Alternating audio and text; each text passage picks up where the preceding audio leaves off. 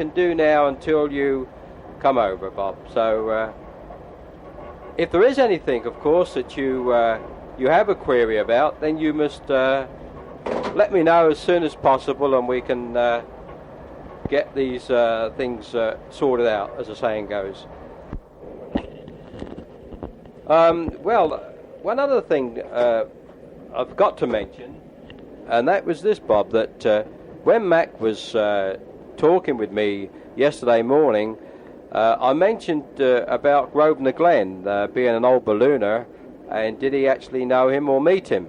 And I showed him those photographs that you sent me, and he said he couldn't recall having met him, but he was so impressed with the photographs. So he said, well, would I mind if he borrowed them while he done a sketch, and he's going to make a caricature up of him and send it to Craig, what's the guy's name? He's the president of the Ease Up and Haul Down. I think that's the Ballooners quarterly journal or whatever. And just try. Anyway, I'm sure that the name will come back to me later on, Bob. Well, I'll better explain a little bit more to you what's happened. I'm now back at the depot where I work, and it's now not 10 minutes to 9, and I'm here now until half past 9. That's approximately 40 minutes. I'm on my own. There's nobody around at this particular time. This is the room that I'm in. The mess room is about 12 foot long by about, I imagine, about 9 foot wide, with a long table and chairs, and as comfortable as one could get, a bit strip lights and the like. And so, therefore, it's given me ample opportunity to talk to you and put you in the news, as the saying goes. I did have a small note from Steve St. Martin saying that he'll probably be calling with Frank Letchworth on Sunday. That's this Sunday, which would be, of course, the 11th of May, possibly in the afternoon, for an hour, just to have a chat about our mutual interests and so on. So I'm looking forward to meeting him. Of course, I've heard a lot about Steve via the Cross and Cockade channels, as the saying goes. So no doubt we'll have an interesting hour there. I enjoyed listening to your meeting tape, Bob. That's the 104th bi-monthly meeting that you sent me. And also Michael Hazeldine and Derek Beaumont, that both listened to that. And from what I gather, when I saw them last, they enjoyed the way the whole meeting and the way it was conducted, and how interesting they found it.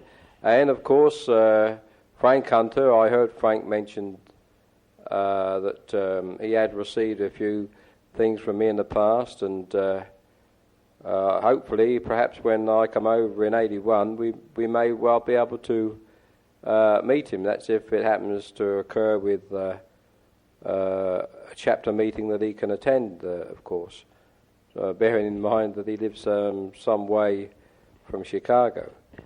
And but now I've got a little joke for you, Bob. Now, how this is going to go down, I don't know. It's one of these so-called sick jokes. But this happens at the beginning of the war. And in Germany, there's this American, an Englishman, and a Jew. And they are arrested by the Gestapo. And the Gestapo interrogator, and he says to them, well, now I'm going to ask you each one question. If you answer it right, you are free to go. So he says to the American, what ship was sunk by an iceberg? And he said, the Titanic. Right, you're free to go.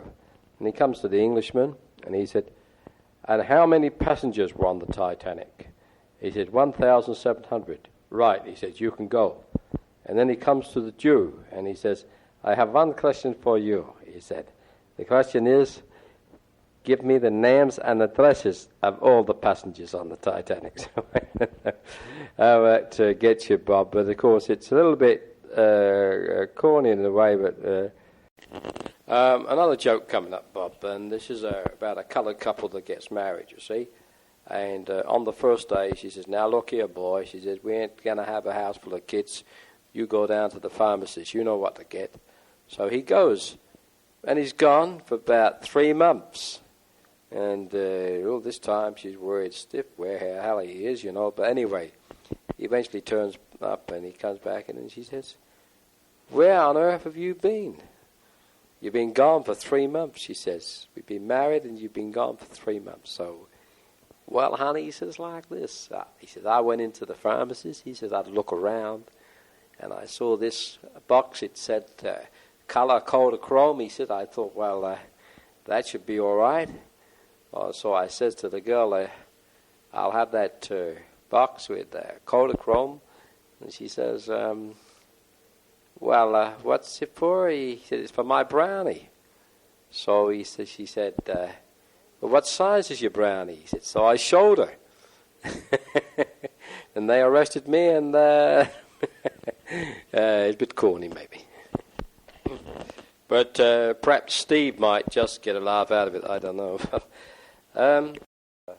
I've got another joke here for you, Bob. This is a joke of an American, an Englishman, and a Polak. And they're caught in France for doing something really bad. They're all going to be guillotined, you see.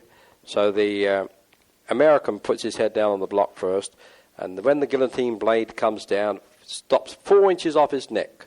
And the executioner says, right, he said, act of God, he said, you're free to go. And then the Englishman puts his head on the blocks. And the blade comes down, it stops about 1 inch off his neck. The executioner says, right, he said, act of God, you're free to go. And the Polak gets on there and he says, I think the trouble is up at the top here somewhere. I don't know if you've got the message. It can't be that dumb, but there it is. It may just bring a smile anyway, and that's what it's all about these days. Because so upbeat, Bob, the way things are, there's not much to laugh about, is there?